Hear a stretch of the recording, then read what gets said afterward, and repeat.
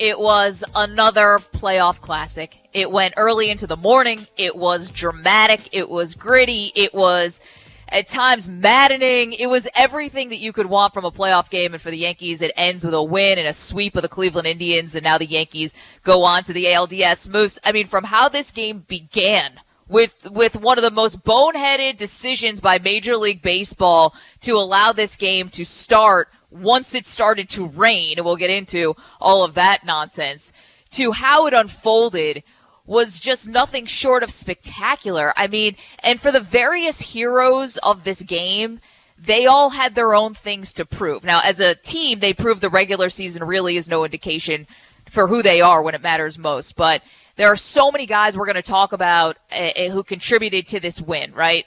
There are two that I want to point out who I think just really had, as Gio Urshela said, the game of his life. And he's the first one, because it was the best game of his life against a team that had developed him yet left him for dead in the Cleveland Indians. And we all knew about Gio Urshela in this city. We've known about him.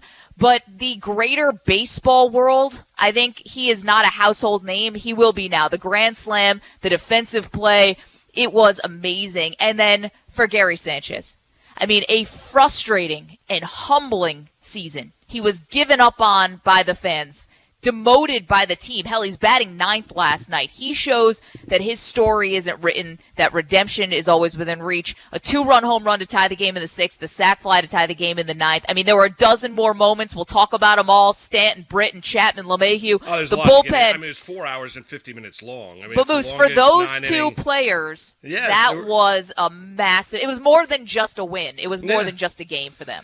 I mean, listen, it's a hell of a win. I mean, it really is. I mean, Gio Urshela, I think you could look at last night's game as kind of, and people were tagging it after the game as the Gio Urshela game, and that's fair. And he was absolutely great, and he's been great as a Yankee, and you know, he made everyone forget about Miguel Andujar, who was a Rookie of the Year candidate and an offensive force before he suffered his injury. Gio steps in. Everyone talked about his defense, was great offensively, and last night he had himself a game with that grand slam over arguably one of the most dominant relievers in all the American League during the course of the regular season, and he was downright fantastic. Gary Sanchez, we talked about it yesterday, that I thought that Boone would have Sanchez in the lineup last night, and he responded with a 2-run home run that gave him an 8-6 lead, and then the sacrifice fly and giving a good professional at bat. I felt great for Gary. I really did, being the defender at times of Sanchez that I've been right here on WFAN, and it's good for him, and maybe it's a sign of things to come, or maybe he's going to go back into his offensive swoon because he had big moments in the regular season as well. Listen, it was an epic game because of the roller coaster nature of it. The back and forth, the ups and the downs, the 4-0 lead, 4-1, 5-4. You know, the Yankees take a 6-4 lead, tied at 6, 8-6, 8-8, 9. I mean, it was just an unbelievable. It was long though. I mean, 4 hours and 50 minutes.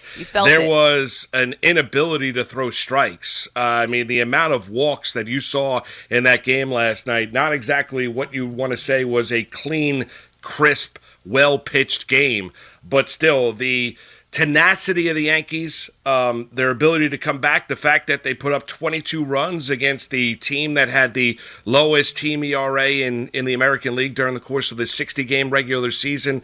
The moments, whether it be Gio Urshela, whether it be Gary Sanchez, whether it be DJ LeMahieu with the Luis Sojo 8-bouncer up the middle to give the Yankees the lead late. The offense was able to overcome a lot. I mean, we're going to get to Boone and some of his managerial gas in the dugout last night, because the way he handled his bullpen, it's going to come back to haunt him against the Rays if he's going to go out there and do that. So they were able to overcome a lot last night, and it was a great win. You didn't want any part of J. Happ in a Game 3 tonight. You wanted to march on and get yourselves out to San Diego to take on the Tampa Bay Rays in the next round in the divisional series, and it was a hell of a game, a roller coaster nature of a game. Frustrating at times because of pitchers' inability to throw strikes, but still fun nonetheless. Yeah, 19 walks in this one. Oh, embarrassing. Yeah, it's embarrassing. Yeah, it was long, and listen, the Yankees needed every moment, right? They really did to pull this one out, and it was exhilarating for them to come out on the winning end of this and to not have to play a game tonight, to have this time. You're not going to play game one until the ALDS until Monday, to actually get some rest for these guys, especially the work that the bullpen was asked to do last night, because Masahiro Tanaka and the rain delays obviously were a huge part of that. Who the hell made the decision to start that game? Oh, well, baseball got bailed out that game took such an epic turn, because if it hadn't, Moose, that would be the story today. Well, but I mean, you look at both starters. Both starters were clearly affected. When you look at Carrasco looked very, very sharp. After that, he did not. And that was, a 30, 35-minute rain delay, something of that nature. I mean, who exactly made the decision? I saw, I guess Susan last night on the radio broadcast said, I don't know why we're starting this game. I see rain's going to be approaching in 15 minutes. They're starting the game. It's like a torrential downpour with wind gust. I mean, and you're starting a playoff game at that stage. Who the hell's watching the Doppler? Who makes that decision if you're Major League Baseball? It's embarrassing, Maggie. Well, the first bad decision was they delayed the game when it wasn't raining for 50 minutes and then decide to start the game as it's about to start raining. I mean, that's just crazy. Yeah, it just made no sense. I mean, if that is the case, I mean, wait for the weather to go through. I mean, the game ended, close to 1:30 in the morning on the East Coast here to begin with. I mean, I just did not understand why the decision to start that game and who the hell was looking at the radar and the weather forecast. You're right. I mean, that becomes kind of a distant memory because of just the epic nature and the back and forth that game went. I mean, that game almost went as long as the Dodgers and Brewers game, which started right after 10 o'clock at night. I mean, that is crazy. Amazing when you think about it. Right after the Yankee game went final, about 10 minutes later, Kenley Jansen was closing out for the Dodgers against the Brewers. It was such an epically long game, but I was frustrated, did feel bad for Tanaka, did feel bad for Carrasco, because that's really unfair. And whoever made that decision should be reprimanded by Major League Baseball. Well, and you were just hoping that this wasn't the last start for Masahiro Tanaka in a Yankee uniform, because you were kind of facing that, at certain points during this game. Because, if the Yankees would have lost that game and then you lose tonight, well, then there goes for Tanaka, and that would have been a really unceremonious ending to what has been a really great Yankee career. So for all the great stuff, and we should mention, Stanton also, Glaber also, I mean, there's just so many positive things you can point to here, and we want to touch on them all. 877-337-6666, and now you feel totally different, I think, heading into this series with the Rays than you did 48 hours ago, that's for sure. I mean, before this season, I guess it's 72, before this series started, the Rays were owning the Yankees. The 2-8 regular season record, we all know about that. The Rays have been just as good in the postseason, sweeping away the Toronto Blue Jays. But I think you feel differently about it now, because you had one dominant win from the Yankees in game one, and you had a gritty win from them in game two. And that's all the positive stuff. However, it was impossible to, finish watching that game last night and not think to yourself, do the Yankees have a bullpen problem? Well, they do.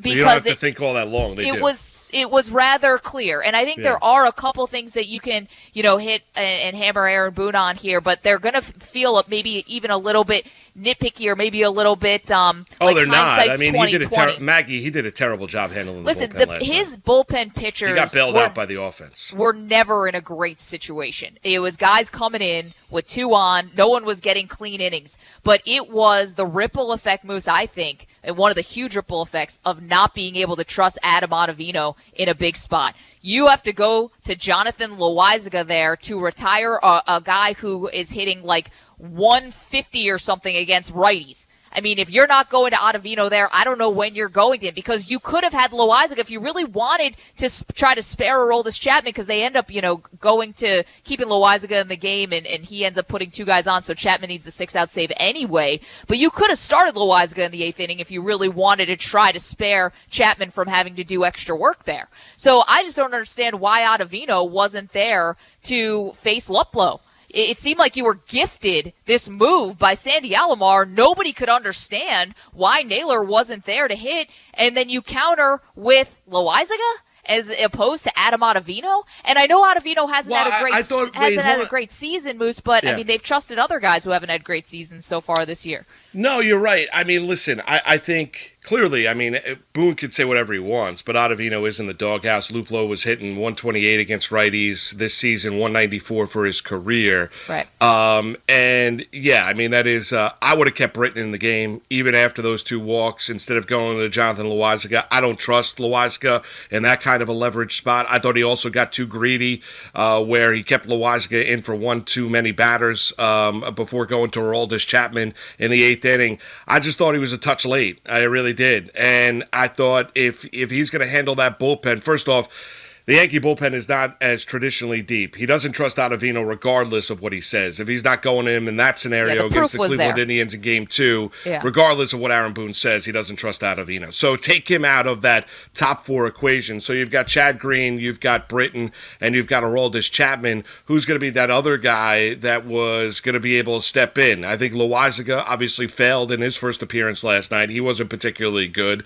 I'm going to give Aroldis Chapman a clean inning, and I'm also, if I'm not going to give him a clean inning, I'm certainly not going to put his situation where he came into looking for him to strike everybody out when he steps in the game before when Loaisiga's putting a couple guys on base. So, I mean, the very fact is that Boone last night made an absolute mishmash of the bullpen. He did. And the Yankees do have a bullpen problem. When you look at there's going to be no off days in the divisional series, you're going to need Garrett Cole to go 7-8 innings in this bullpen because you're not going to be able to traditionally use them. The Yankees' strength at one point in time, they used to go 6 relievers deep. Now they're down to 3. Yep. So now they're down to 3 relievers that you completely and wholeheartedly trust as long as Britton's throwing strikes. And, Chad Green steps in, doesn't help the situation where inheriting 2 runners from Masahiro Tanaka, and then he gives up the ringing double to Jose Ramirez. So, yeah, there's an issue for this Yankee bullpen, and also the manager has got to have a little bit more of a touch and a feel last night, Maggie, because if the Yankees don't come back and score 2 runs in that top half of the 9th inning last night and win this game 10-9, we would have taken 4 hours of phone calls today ripping Aaron Boone. Yep. That's how bad of a job he did handling that bullpen last night. That he made a complete and utter mess of it. And the scene after the game when he's celebrating with the manager, with the coaches, he should be celebrating because the offense bailed him out because he did an atrocious job. And it could have come back to haunt the Yankees where you're facing a Game 3 tonight with Jay Happ. The offense bailed him out, but they do have a bullpen issue going into that divisional series. Yeah, I mean, I think that the places that I would have liked to see Boone act more quickly, is after Tanaka gives up the, double to Lindor, I'm not leaving him in for another hitter there. At that point, considering what Tanaka went through in the first inning with giving up 1 run before the rain delay, then 3 runs after the rain delay, and then actually settled in. You end up he gets you to the 5th inning, and then, okay, you want to put him back out there because he just had a very fast 4th inning. I think it was something like a 11-pitch 4th inning or something. Okay, I get it. You feel like maybe you can steal a little bit more there with Tanaka, but once he gives up that double to Lindor, then I'm like, okay, out. There we go. I don't need to see another batter here. And you're already going to give Chad Green not a clean inning there, but I'm not going to make it as dirty as it needs to be. And then, of course, not as it needs to be. It could have been worse, but you know what I mean. You're not bringing him in with 2 guys on, maybe only 1. So that was one thing I thought it was a little hair late on Tanaka. And then, as I said, about going to Loaisiga over Adam Ottavino there. I mean, think about what happened on the other side with Sandy Alomar. I mean, he was ready to get absolutely crushed. How do you take Naylor out of the game? You understand the splits, but sure, then Aaron Boone's going to counter with a righty. The splits for Luplow were so lopsided, and so it was just kind of crazy that Alomar did it. And then when Boone made the counter move, it was like, wait a minute.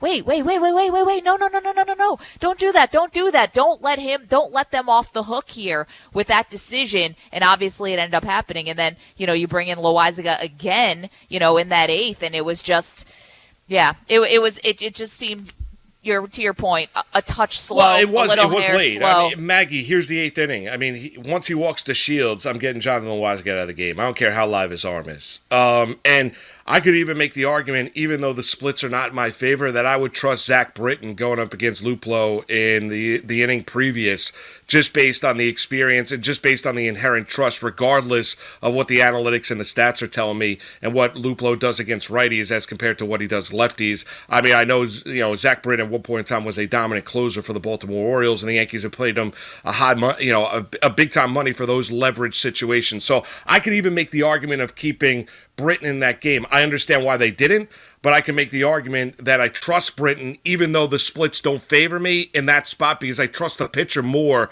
than Jonathan Loáisiga. Yeah, he was late, but Maggie, it didn't cost him against Cleveland.